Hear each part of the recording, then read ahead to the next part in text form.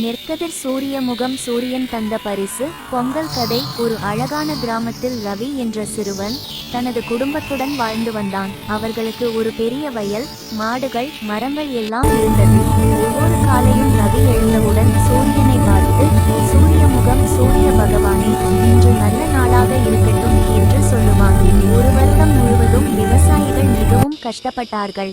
மழை குறைவு, வெயில் அதிகம். அப்பாவும் அம்மாவும் வயலில் நாள் முழுக்க உழைத்தார்கள். அப்போது ரவி கேட்டான், அப்பா, ஏன் நாம இவ்வளவு கஷ்டப்படுறோம்? அப்பா புன்னகையுடன் சொன்னார், ரவி, சூரியன் ஒளி இல்லையென்றால் பயிர் வளராது. அவன் நமக்கு தினமும் சக்தி தருகிறான். நெற்கதிர் அறுவடை நாள் வந்தது. ஒரு நாள் வயலில் தங்கம் போல நெல் விளைந்தது. அம்மா மகிழ்ச்சியுடன் சொன்னாள், சூரியன், மழை, மண் எல்லாம் சேர்ந்துதான் இது வந்தது. அப்பா கூறினார், இதற்கு நன்றி சொல்ல ஒரு திருநாள் செய்யலாம்.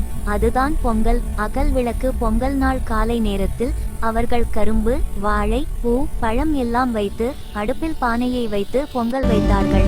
பானை கொதிக்கும் போது எல்லோரும் கத்தினார்கள், பொங்கலோ பொங்கல். வண்ண வேடிக்கை. ரவி கைகளை கூப்பி சொன்னான், சூரிய முகம் சூரிய பகவானே, எங்களுக்கு உணவு கொடுத்ததற்கு நன்றி. அனைவரும் சூரியனை வணங்கினார்கள்.